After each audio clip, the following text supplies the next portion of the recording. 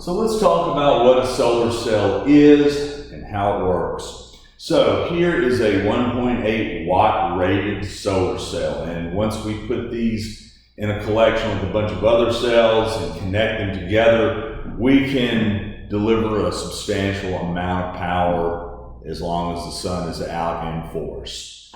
So a solar cell operates where the sun strikes the top side, which is the negative side of the cell. The bottom, which does not directly receive sunlight, is the positive side, so positive and negative. And gosh, this sounds like a battery, and in a way it sort of functions as one. Although, unlike a battery, a solar cell can't store power. It can deliver it as long as there's sufficient sunlight.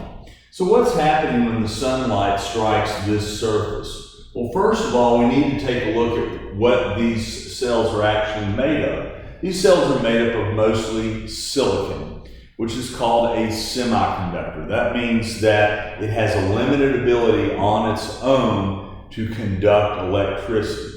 And silicon is the main material in just about everything in high technology now, such as circuit chips and memory chips, things in your computer, things in your phone. But what scientists in the 1950s learned was that if we do what's called doping and we add some impurities to different sides of your piece of silicon material, we can build up what is called a potential difference. In other words, the potential of voltage. We can have a difference where one side is more electron rich and the other side is electron poor. So the top side here has more electrons than the bottom side, and so this is what we call as a site for the buildup of a voltage. A voltage is the buildup of electric charge difference between two sides of something. It could be a wire that's connecting to two ends of a battery, or pretty much anything else. So there's a lot of technology that made something this thin have such a complex structure. So as you can see, this isn't even a 1/16 of an inch. It's not anywhere near it. But in that very thin layer is a positive side that has a very set structure that gives an excess of electrons. Then and there's a thin middle called the p-n junction. And so what that is a blocking point. It separates the more negative side on the top from the more positive side. So it's kind of like the material in a battery that separates the two ends of a battery. And so what happens is when enough sunlight strikes the surface and a potential difference of at least about half a volt or so is built up, then we start having this junction breached. The junction is overcome and electrons start moving from negative across some sort of appliance that you're trying to power, we'll just call it the load, to the positive side, just like a battery.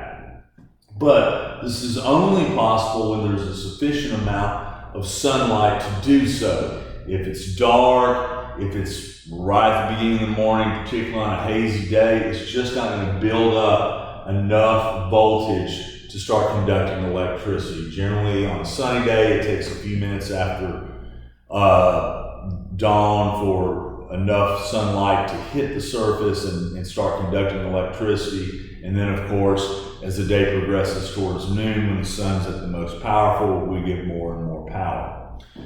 So what I wanted to last talk about was, what is happening with the sun? Well, the sun is sending out light, and light is an electromagnetic wave. But as scientists have learned, is that light acts as a wave, but it also acts as a particle, as a little thing. So what happens is these particles of light, they call them photons, start hitting these negatively charged regions. It excites those electrons, which are the negative charged particles, and until eventually there's enough energy to start conducting electricity and delivering that energy that originally came from the sunlight to whatever your load is, whether it is a motor, whether it is a light bulb, whether it is pretty much anything. Because electricity, once again, is a flow of electrons across a potential difference between two places, and that those electrons have enough energy to make whatever it is that you're powering to perform work.